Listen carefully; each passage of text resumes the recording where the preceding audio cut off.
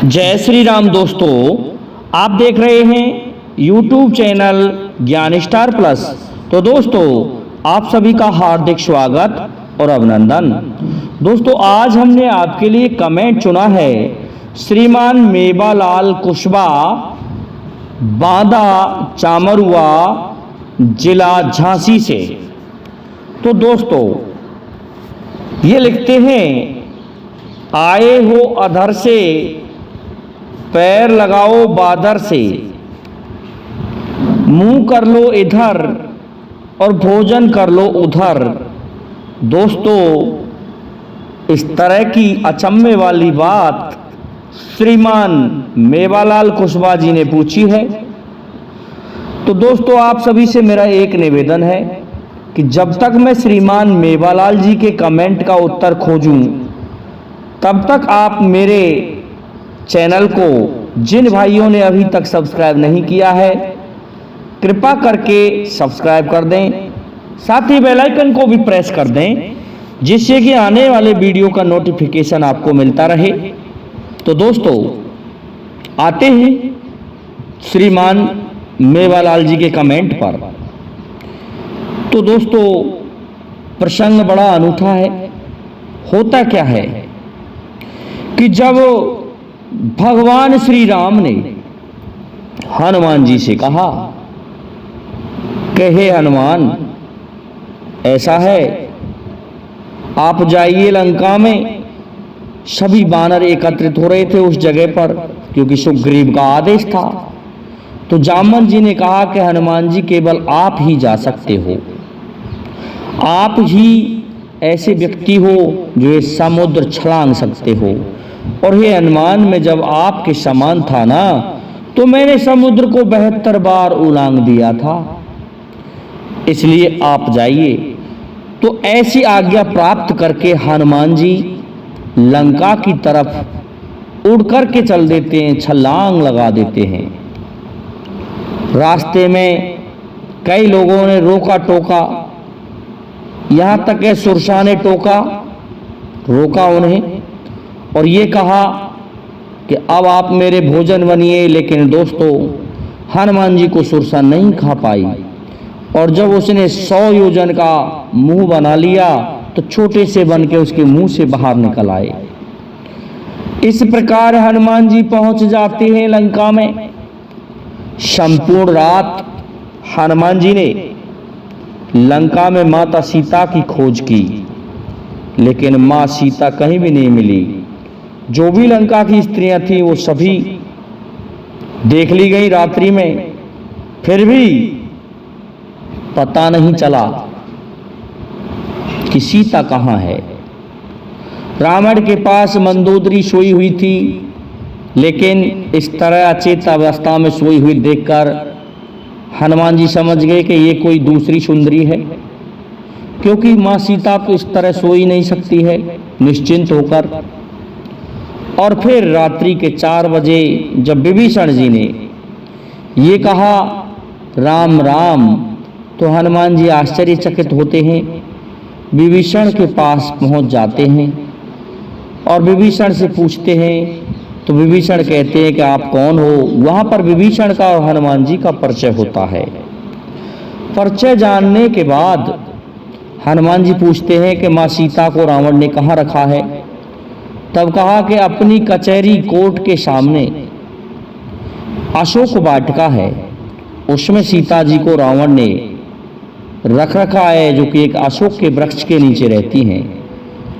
ये सुन के हनुमान जी पहुंच जाते हैं अशोक वाटिका में, जहां पर कई राक्षसियां सीता के लिए आभूषण पहनने के लिए ले जा रही थीं और भोजन ले जा रही थी। उसी में मच्छर के समान बन के बैठ जाते हैं उन वस्त्रों में और पहुंच जाते हैं।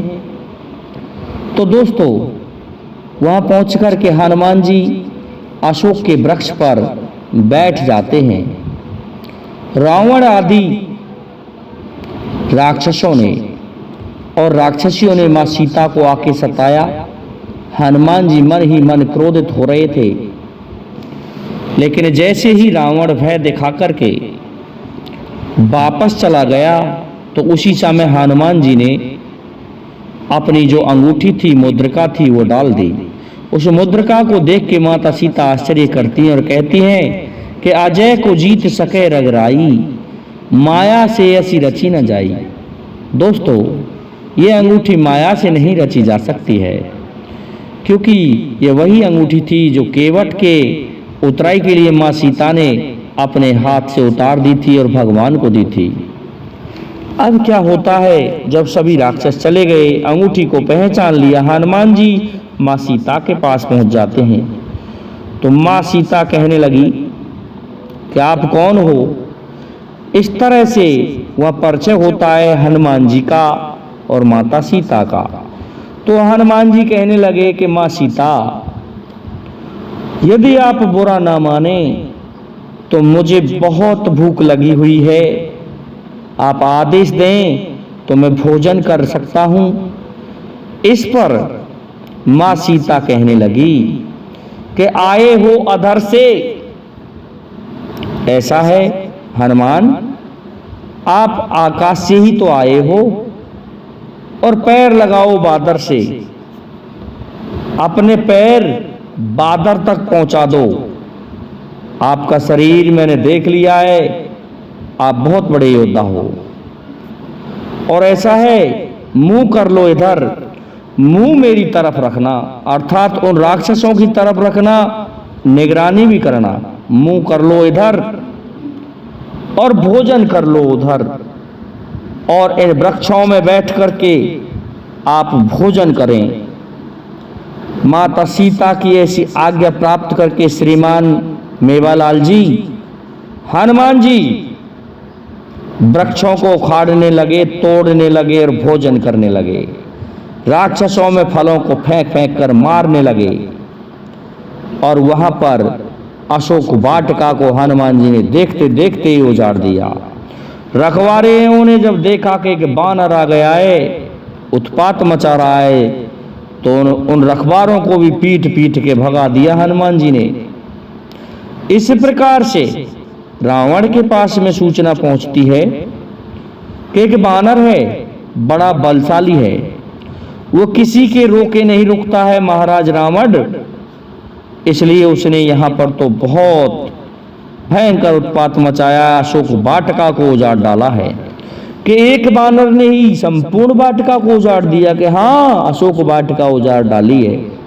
रावण अपने सैनिकों को डांटता है और कहता है कि तुम एक बानर को नहीं भगा सके। तो उसने अपने पुत्र अक्षय से कहा कि तुम जाओ और तुम जाकर के रोको इधर। अक्षय दोस्तों सेना लेकर के आता है।